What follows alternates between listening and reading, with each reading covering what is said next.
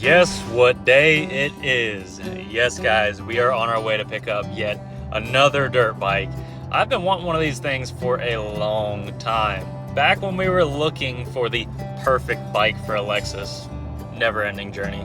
Actually, I think it is ending. The Beta X Trainer has been fantastic. But back when we were beginning this journey, we were looking at the CRF 250F. I was still on that ultra reliable, air-cooled, fuel-injected kick. There's a lot of fun to be had on those bikes, and they require little to no maintenance, and they will last forever. So we are on our way to pick one up. This one has a lot of tasteful mods done to it. It's actually already street legal, so I believe it has the Tusk kit on there. It's got the fat bars, doesn't have wraparounds, we'll have to get that, but it has the headlight, tail light, turn signals. I believe it has a horn. So it has all of the stuff done to it that I was gonna do anyways, and for a decent price. It is a 2021. They started making them in 2019, I believe, so they've only been out for a few years, and I've always wanted to get my hands on one. So now that we have the property, this is actually gonna be the loaner bike. This is gonna be a bike that I'll keep around for friends to ride, and I wanna ride the piss out of it as well. But it's just a good bulletproof bike to have in the stable. And yeah, we're about to go pick one up, so I'm pretty excited. Got the bees with me. Say what's up, buddy. He is absolutely loving it down here. We've got about an hour drive ahead of us. It is a beautiful day, and I can't wait to see the bike. So let's get some miles in.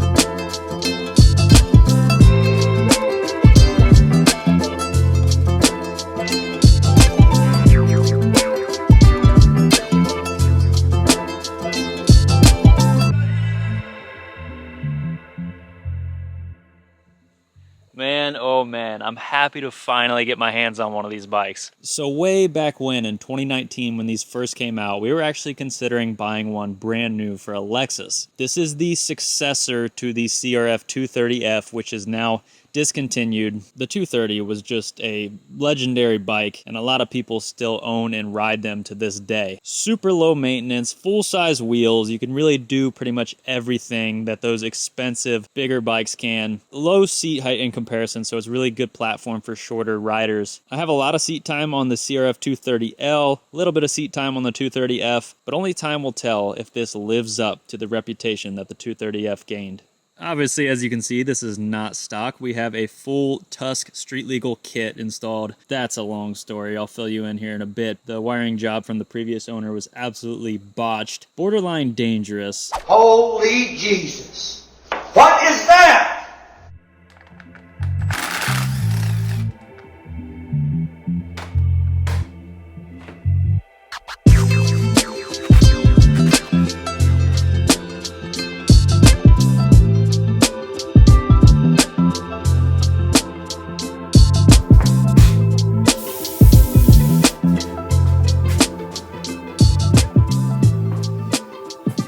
Well, this is going to be the first time for Alexis, so we'll see what she thinks. What is this? Where did it come from? I've been gone 20 minutes. Oh my god, I can't. Where has this been hiding? In the trailer? Oh, I should look. I should know better. I should look. Oh, Do you know what it is? Is it a 250L? No? 250F? Yeah. There we go. Holy cow, is this our farm bike? It's the homie bike. Homie bike, there we go. Oh gosh. Did you ride it? I did. Dirty. Oh, did you? No, it came dirty. Oh, did it? Yeah. I like the seat. Do you? The one thing that's factory on Yeah. there. Sorry. Good job, Honda. Good job, Honda. You're ridiculous. I want to ride it. Can I sit on it up here? No. Why? Because it's a terrible idea. Okay. So I probably should have just bought this stuff myself and done it this way. So that's what I get, and now I have to deal with this whole bunch of mess in the wiring. I'm gonna go ahead and cut, shorten everything. I'm going to get rid of this unnecessary switch so we only have the one, because the handlebar space was getting a little tight. So I'm gonna spend an hour or so tidying all of this up. Good times. So I'm about to message this dude right now because I just can't believe what I'm seeing. I mean, this is some grade school shit right here. First of all, we just had this twisted together with some electrical tape. I've done that before, it's all right. But then we come up here, and not only do we have the wrong style of, no, I guess that is the right style, but we're missing the insulators, and this was just electrical taped.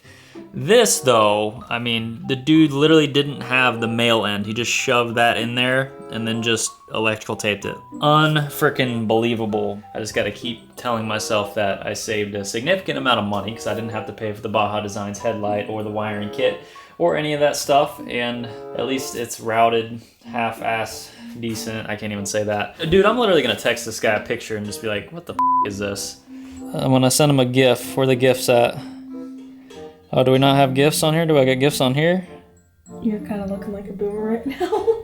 Where the GIFs at on here? How do I access the GIFs? I think it's this. And then you can scroll.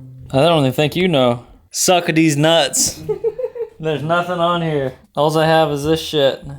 You can do GIFs on Facebook, so I don't know why. That's what I'm saying. I can't. So I'll just send them a little WTF. 9 o'clock on a Sunday. Let's see if homeboy responds. Blown away. See it all, man.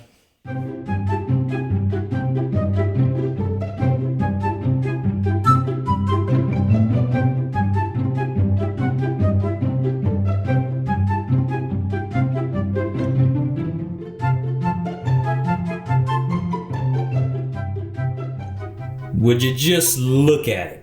All cleaned up. Got the wiring all tidied up. Man, I spent a good hour, maybe even 2, just shortening everything and making sure everything was routed correctly. I tied the rear assembly into the front headlight, so now, boom, one switch controls the headlight, which, dude, this Baja Designs headlight is ridiculously bright. Overall, it was worth the savings. This guy said that he had installed wraparounds but took them off because they didn't work with the signals. Well, the Tusk wraparounds are designed to work with these shields. So I wonder if he literally had the wraparounds on the throttle tube so it would stick. Would not surprise me, but overall I am happy with the way that it turned out. I'm gonna go ahead and throw the plastics on, and we finally get to review and ride this bike. Also, I should mention it is missing the 2 front little spacers and bolts for the skid plate, so this thing rattles like crazy. I do believe that it is the correct skid plate because all of the holes line up, but I'm gonna have to mock something up for those bushings. But yeah, just buyer beware, man, when you have electronics and wiring harnesses. And he literally had this brake switch routed on the outside of the frame. Like, it was terrible. But we got it all fixed up, and I can't wait to start riding this thing because it really is a fun bike. I'm not gonna dog on this guy too much, but a little bit shady not letting me know about the wiring. But we have the Tusk MX Shield busters with the integrated turn signals, so we are completely legal. I don't have the mirror on there right now, but we do have a horn, and we do have the little tail tidy in the rear that has the turn signals and LED taillight. This bike does come with a factory keyed ignition like all of the Honda trail bikes. And other than that, it really is a good looking bike. I think it even looks better with that Baja Designs headlight. They actually come from the factory in Brazil with a headlight, but they're not street legal. They don't have signals or horns or taillights or anything like that. We also have an aluminum skid plate, which was missing the 2 front bolts, so I had to botch that together yesterday. But as far as comparing this to the 230F, it is very similar. We do have fuel injection now, which I love in all the new Honda trail bikes. It works flawlessly. It's nice to just turn the key, hit a button, and go, rather than having to choke it, dealing with the jets and the carburetor. It's not for everybody. Is it that big of a hassle? No, but I think for a lot of people, the convenience factor of fuel injection is just a no-brainer. Especially with elevation changes, it's nice to not have to mess with anything. Just turn the key, hit a button, and go ride. I'm pretty sure that the 230F, at least the early generations, had drum brakes, correct me if I'm wrong, and also the 230 had a 6-speed gearbox. This bike only has a 5, and for being a dual sport, you are definitely always chasing that 6th gear on the road. But overall, this thing is a little red tractor, and I was just coasting up a hill earlier, and this thing just lugs. I love it. It's got that traditional Honda trail bike, kind of that flywheel effect where it just wants to go. That 1st and 2nd gear, it just tractors along. I love it. But we are out here in beautiful Wayne National Forest. As you can see, it's starting to get a little bit chilly. The seasons are changing, but I think we're gonna go hit some trails and ride to lunch because I haven't ate today and I am starving. So in true dual sport fashion, let's go have some fun. Sorry guys, I hate to do this to you, but you're gonna have to wait for the full ride video. I just needed to take a moment to talk to you guys about a company that I've been working with recently, and that is AOMC.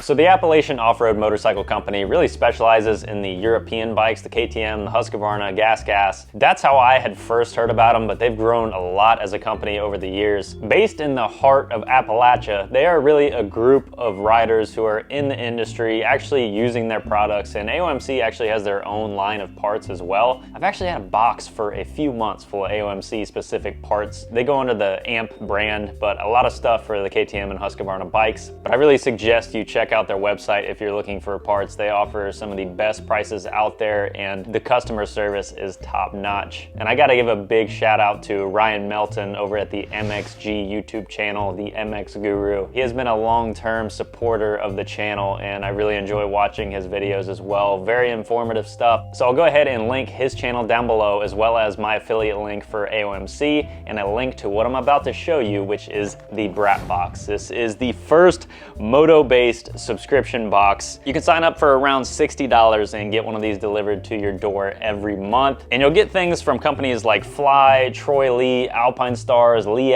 AOMC of course, and a lot of other top name companies. And you get them at a discounted price, so it's really a good value. But this is my first one. I'm excited to see what's inside, so let's go ahead and get it opened up.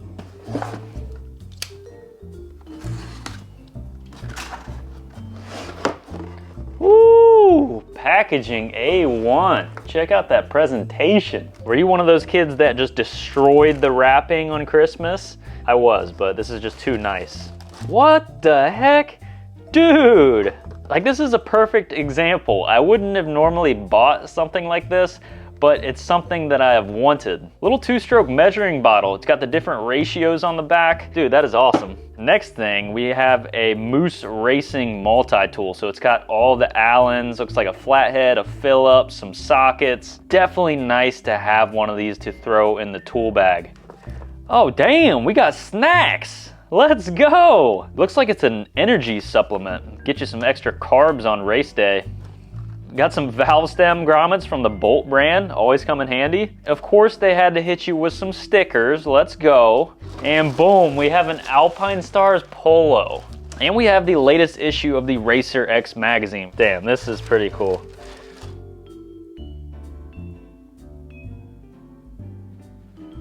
I gotta say, that is a cool idea. I've always been skeptical about these subscription boxes, but when it's actually something that you're interested in, it's always gonna be a fun surprise. Just like this little two-stroke mix container. Like, it literally felt like Christmas opening this thing up and having no idea what you're gonna get. So I see the appeal now. And if you're into riding at all, which I'm sure you are if you watch the channel, I highly suggest you check out the Brat Box. All the links will be down in the description below. Big thank you to AOMC for supporting Adventure Daily. We greatly appreciate it. I'm sure this will be the first of many. Definitely let me know your thoughts down in the comments below. Pretty cool idea. But like I said, you're gonna have to wait for the full ride video on the CRF 250F. I am absolutely loving that bike. As always, leave a like if you enjoyed, subscribe if you're new. Got a lot of riding content and homesteading content coming soon, so I'm sure a lot of you will get some enjoyment out of these videos. But that's gonna do it for today, and always remember to live free and adventure daily.